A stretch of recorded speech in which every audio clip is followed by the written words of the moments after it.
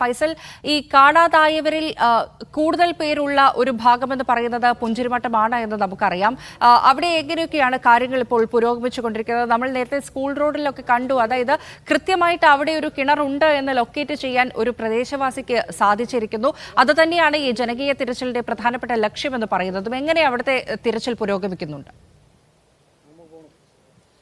ഫാരിഷ, നമുക്കറിയാം ഈ ജനകീയ തെരച്ചിലുമായി ബന്ധപ്പെട്ട് വലിയ സമയപരിമിതി ഉണ്ടെങ്കിലും വ്യാപകമായി ഇവിടെ ഈ ഭാഗത്ത് തിരച്ചിൽ നടക്കുകയാണ്. ഇപ്പോൾ 100 കണക്കിന് രക്ഷാപ്രവർത്തകർ, സന്നദ്ധ പ്രവർത്തകരായിട്ടുള്ള ആളുകൾ ഇവിടെയുണ്ട്. അപ്പോൾ പ്രാദേശികമായിട്ടുള്ള ആളുകൾ ഇങ്ങോട്ട് എത്തുമെന്ന് പറഞ്ഞിരുന്നുവെങ്കിലും ഇവിടെ ഇതുവരെ അല്ലെങ്കിൽ അത്തരത്തിലുള്ള ആളുകളൊന്നും ഇങ്ങോട്ടേക്ക് എത്തിയിട്ടില്ല. നിലവിൽ ഇപ്പോൾ സന്നദ്ധ സേവകരും അതുപോലെ പോലീസ്, NDRF, ഫയർഫോഴ്സ് ഉൾപ്പെടെയുള്ള സിവിൽ ഡിഫൻസ് ഉൾപ്പെടെയുള്ള പ്രവർത്തകരാണ് ഇപ്പോൾ ഇവിടെയുള്ളത്. ഇപ്പോൾ നമ്മോടൊപ്പം രക്ഷാപ്രവർത്തനത്തിൽ അന്ന് രാത്രി മുതൽ ഉണ്ടായിരുന്ന, രാത്രി 2:30 ഉരുൾപൊട്ടുന്ന ആ ഒരു സമയം മുതൽ ഇതുവരെയുള്ള രക്ഷാപ്രവർത്തനത്തിനൊക്കെ നേതൃത്വം നൽകിയ ഒരു അംഗം, ഷുക്കൂർ എന്ന് പറയുന്ന ഒരു അംഗം നമ്മോടൊപ്പം ചേരുകയാണ്. ഇന്നത്തെ ഒരു തെരച്ചിൽ ഭാഗത്ത് എങ്ങനെയാണ്?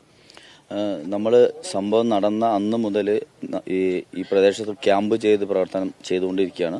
നമുക്ക് 300ഓളം വളണ്ടിയേഴ്സാണ് നമ്മൾ മൊത്തത്തിൽ ഈ ഉരുൾപൊട്ടൽ മേഖലയിലും അതുപോലെ തന്നെ ക്യാമ്പുകളും അതുപോലെ മോർച്ചറികളും അതുപോലെ അടക്കം ചെയ്യുന്ന സ്ഥലങ്ങളടക്കം ഞങ്ങൾ ചെയ്യുന്നത്. ഇപ്പം നിലവിൽ ഇന്ന് 200ഓളം വളണ്ടിയേഴ്സ് നമ്മൾ ഈ വ്യാപകമായ തെരച്ചിലിന് പങ്കാളികളായിട്ടുണ്ട്. അപ്പോൾ എല്ലാ സ്ഥലങ്ങളിലും 10-20 ആളുകളെ നമ്മൾ ഒരാൾക്ക് ചാർജ് കൊടുത്ത്, ചുമതല കൊടുത്തുകൊണ്ട് പല മേഖലയിലായി ആളുകളെ തിരിച്ചുകൊണ്ടാണ് നമ്മൾ ഇന്നത്തെ സെർച്ചിങ് നടത്തുന്നത്. നമുക്കിന്ന് സമയം വളരെ കുറവാണ്. പ്രധാനമന്ത്രി വരുന്നതുമായി ബന്ധപ്പെട്ട് സമയപരിമിതി 11 മണിക്കൂറിൽ ഈ ഭാഗങ്ങളൊക്കെ ക്ലിയർ ചെയ്ത് കൊടുക്കണം. അപ്പോൾ ഇത്ര സമയം കൊണ്ട് നമുക്ക് എന്തൊക്കെയാണ് ഇവിടെ ചെയ്യാൻ പറ്റുക? അങ്ങനെ പ്രത്യേകിച്ച് പറയുകയാണെങ്കിൽ നമുക്ക് മാൻ പവർ കൊണ്ട് ഒരു പരിമിതിയുണ്ട്. മാക്സിമം മിഷനറീസ് ആണ് നമുക്ക് ഇവിടെ എന്തെങ്കിലും പോസിബിലിറ്റി ഉള്ളൂ. നമുക്ക് സ്മെല്ല് അങ്ങനെ എന്തെങ്കിലും ഐഡന്റിഫൈ ചെയ്ത് മാത്രമേ നമുക്ക് ഈ പ്രദേശങ്ങളിലായിട്ട് നമുക്ക് എന്തെങ്കിലും കണ്ടുപിടിക്കാനുള്ള സാധ്യതകൾ കാണുന്നുള്ളൂ. അല്ലാതെ ആളുകളെ കൊണ്ട് കൂടുതലായിട്ടൊന്നും ചെയ്യാൻ സാധിക്കില്ല എന്നാണ് മനസ്സിലാക്കുന്നത്.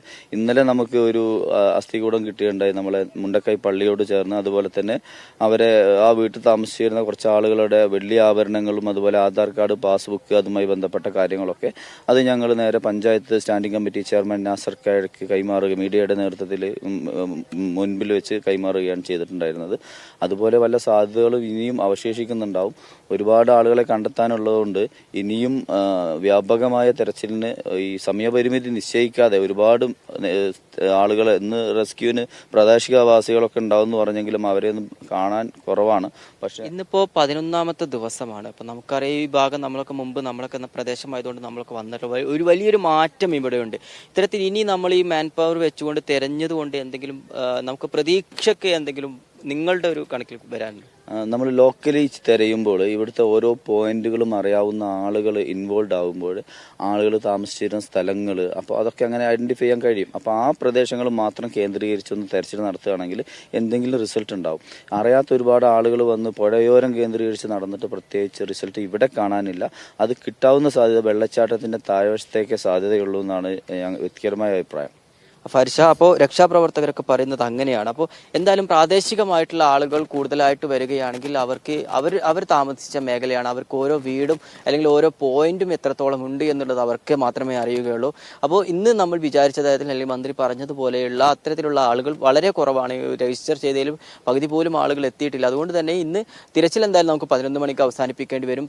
നേരത്തെ സൈഫ് സൂചിപ്പിച്ചതുപോലെ തന്നെ പ്രധാനമന്ത്രിയുടെ വരവുമായി ബന്ധപ്പെട്ട് SPC ഈ ഒരു പ്രദേശങ്ങളെല്ലാം നമ്മൾ വിട്ടുകൊടുക്കണം. സുരക്ഷാ ക്രമീകരണത്തിന്റെ ഭാഗമായി അതൊക്കെ പ്രോട്ടോകോളിന്റെ ഭാഗമാണ്. അതുകൊണ്ട് തന്നെ ഇപ്പോൾ നടക്കുന്ന ഒരു തിരച്ചിൽ ആളുകളെ മനുഷ്യ സഹജമായി അല്ലെങ്കിൽ മാൻ പവർ ഉപയോഗിച്ച് എത്രത്തോളം ചെയ്യാൻ സാധിക്കുമോ അത്രത്തോളം എല്ലാ കാര്യങ്ങളും ഇവിടെ ചെയ്യുന്നുണ്ട് എന്നാണ് മനസ്സിലാക്കേണ്ടത്. ഫാരിഷ.